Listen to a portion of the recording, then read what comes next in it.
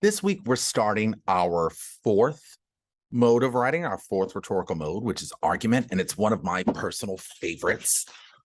I love the mode of argument, mainly because it's so diverse and there's so much that it can be used for. And it's really the mode that I feel that we read most often and experience most often in the real world, because arguments are founded on the idea of connecting our ideas with others.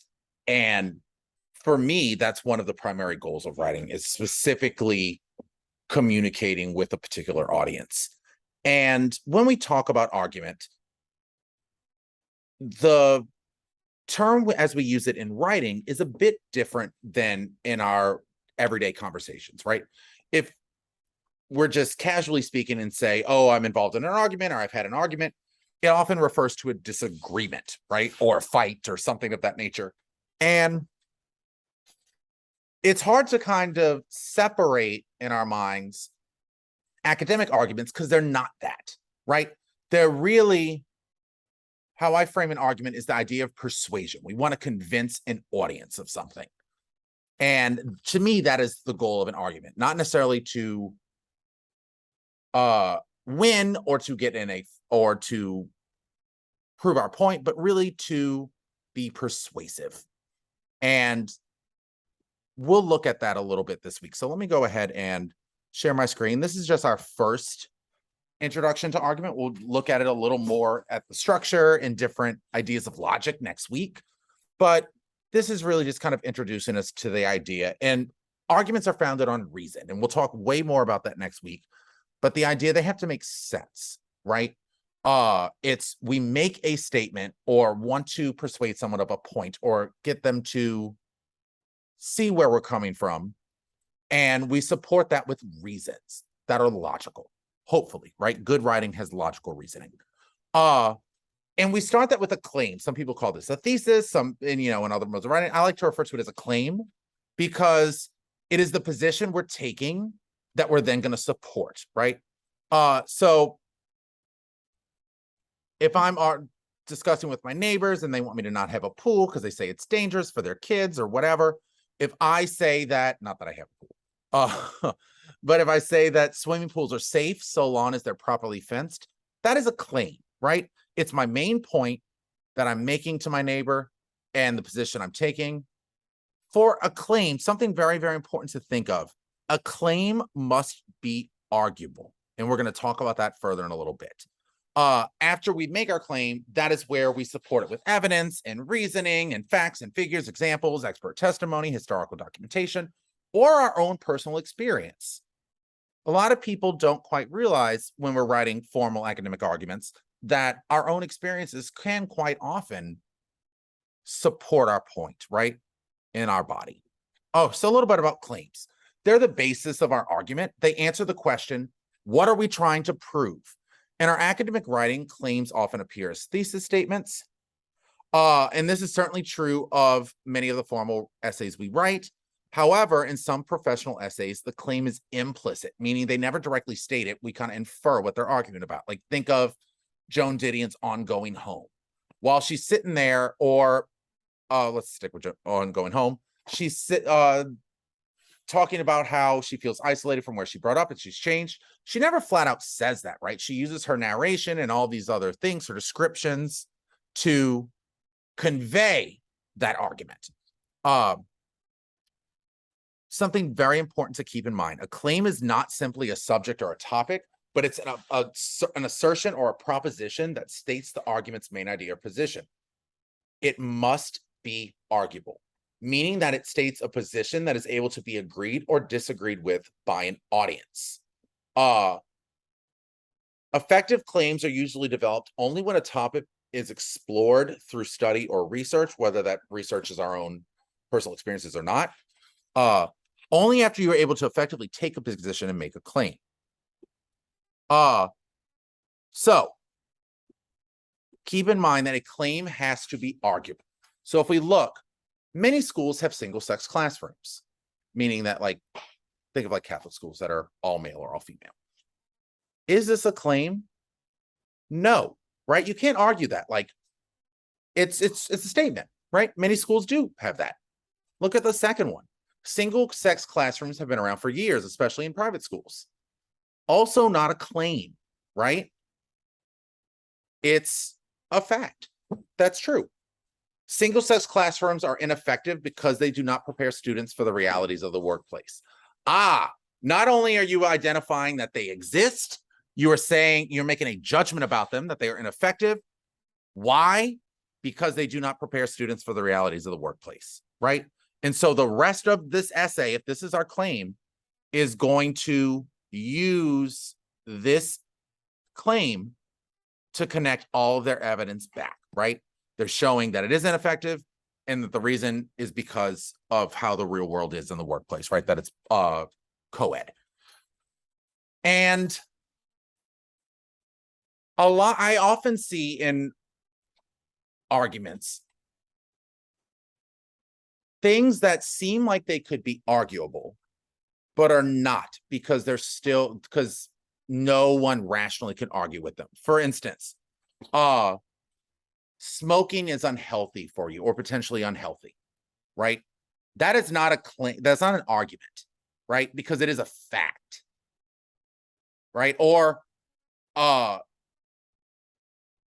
you can't argue. The evidence supports it. You can change that into a claim and say, if you're talking to a relative or a friend who's a smoker and you want them to quit, or yourself, you should quit smoking in order to prevent you having the adverse health effects of smoking. Or here's another example. Littering is bad for the environment. That's not a claim. That's true, right? No rational person, I think, would argue and say, oh no, I disagree. Littering's good, right? However, to turn that into a claim, you can sit and say something along the lines of, as a parish, we need to implement a recycling program into people's homes in order to limit the amount of litter on our parish's streets, right? It's acknowledging that same thing, that littering is bad, but it's actually going to argue what we need to do about it. All right. And these are just kind of theoretical, but there are three types of claims: claims of fact, claims of value, and claims of policy. Each type can be used to guide entire arguments. And while it's helpful to separate them today, like to show you what each one's doing, that's not always the case. That they're not always, oh, here's clearly a claim of fact. They may include elements of both, and often good arguments do. And remember, especially lengthier arguments may include multiple claims, like each paragraph may have its own like subclaim. So a claim of fact, it asserts that something is true or untrue.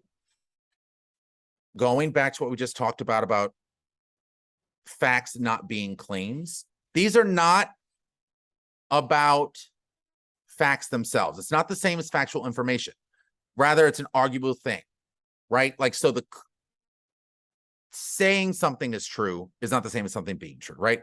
So Zimbabwe is in Africa. That's just a regular fact, right? It's there. You can look on a map. Ah, yes, there's Zimbabwe. But Zimbabwe has an unstable government. That is an argument of fact, right? It's saying the fact is that Zimbabwe is unstable. This is my opinion, and I'm going to tell you why. Let's look at the second example. Restaurants on Judge Perez Drive serve more customers at breakfast than lunch. That's just a fact. I made this up. I don't know if it's true, but that's something you could easily verify, right? You can go around to the different restaurants and see exactly what their table numbers are for breakfast and then for lunch. Let's look at this, what it's versing. Restaurants on Judge Perez that serve breakfast are more popular with older patrons than younger ones. We can even extend that because an elder generation prefers waking up earlier, right? That's saying it is a fact, but it's really an opinion that they're going to try now proving, right? It's something that needs to be argued to be proven versus, okay, we can just do this research and see if it's true or not, right? The difference is in the language, and it's sometimes hard to kind of see that distinction. But arguments of fact often pivot on what exactly is factual. Facts become arguable when they are questioned, raise controversy, or when they challenge people's beliefs. So if we think of it this way, claims of fact differ from facts in that they are a matter of interpretation, right? To me, I may say puppies are better than kitties. And I'm stating it as if it's a fact, but there's that implied, I think that puppies are better than kitties in front of it, meaning that it's a claim of fact rather than a real fact. Some people may argue, right, that kitties are better.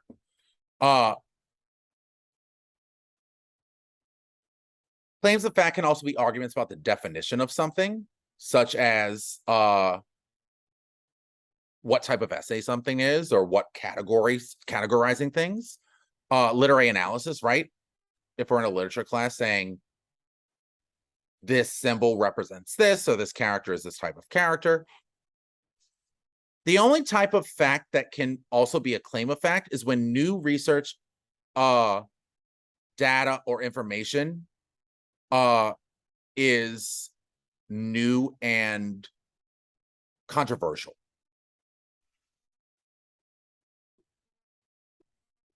Such as if like someone came out and argued that smoking was healthy for you, right? Like that, not only is that false, like that would be a false argument, but it could fit in a claim of fact because even though they're arguing that this thing is new, this thing is factual, it contradicts the majority arguments of other positions, right?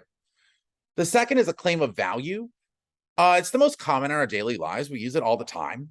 And it's arguing about the nature of something, if something is good or bad, right or wrong, desirable or undesirable, right?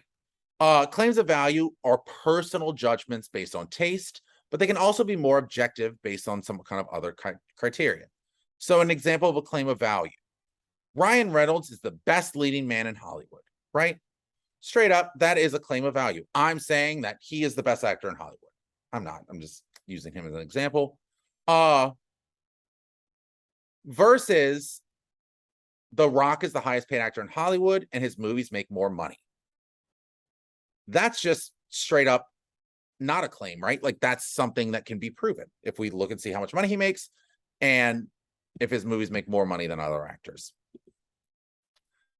To develop an argument from a claim of value, you must establish specific criteria or standards and then establish to what extent the subject meets your criteria. For an example is any type of review, a music review, a movie review. They say what makes something good, right? A good movie is this, this, this, or that. And here's why Star Wars is or is not good, right? So when it comes to value, there are two areas that people often disagree on, and that's where these claims come from. Aesthetics, the way things look or feel, or how you interpret the way they look or feel. Like, oh, the new Rihanna song is kind of mediocre or whatever, right? That's the aesthetic value. You're making a judgment on it. And then on morality, what people, and this gets into politics. A lot of politics are claims of value because they're what our society, different groups in our society view as what should be right or what should be wrong. And that's where those divisions come from. So some example of claims of value. Democracy is superior to any other form of government. It's straight up an opinion that you want to try and prove, and someone who, particularly people maybe who were not raised in a democracy, may disagree with. Another one, killing animals for sport is wrong. Or the Sam Rayburn building in Washington is an aesthetic failure, meaning it's ugly, right? Those are all just straight up opinions, and those are claims of value. The last is a claim of policy, and it's one where a change is proposed. So if we're going to kind of get more academic about this, these claims argue that certain conditions should exist that do not already. This often fits in with law or amendments and stuff to be voted on, right? These claims of policy advocate adoption of policies or a course of action. They often follow the definition of a problem in an essay or argument, such as like previously when I talked about, oh, littering, saying littering is a problem or bad is not enough, but saying what we can do about it, that's a claim of policy, right? I'm saying this is what we need to do. Let's look at this example. Students are bullied for the way they are dressed. Therefore, a dress code should be mandatory for all public high school students. We're going beyond. We're saying, yes, this is what's happening. Students are being bullied, and that's somewhat debatable, right? What's the cause of bullying? It could be researched, but depending on the research, different positions can be taken. But now that claim after the comma is advocating for what should be done about it, right? A dress code should be mandatory for all public high school students. They're often calls to action, right? We need to do this. This needs to change. This needs to be taken away. Claims of policy deal with calls to action. They're more complicated in terms of the rhetorical situation because the audience must first buy into the fact that what is presented is a problem before accepting the validity of the speaker's solution. So if we look at that last example, if the audience, the reader, does not initially, or the writer does not provide enough evidence to support this initial claim that students are bullied for the way they are dressed, the main part, the claim of policy, is not going to be effective because they're not even viewing that as a problem in the first place, right? Why do we argue? When we argue, we express our opinions and ideas in a way that gets others to take them seriously. Unlike statements of fact, opinions aren't necessarily correct or incorrect.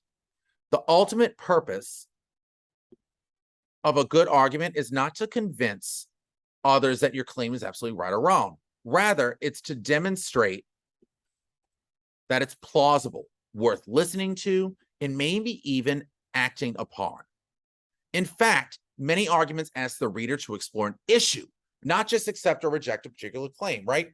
I may just be advocating for people to read more, read to their kids, or look into what reading practices work, if that's my art. It's not always feel this way, agree with me. It's hear me out and maybe look into it yourself, right?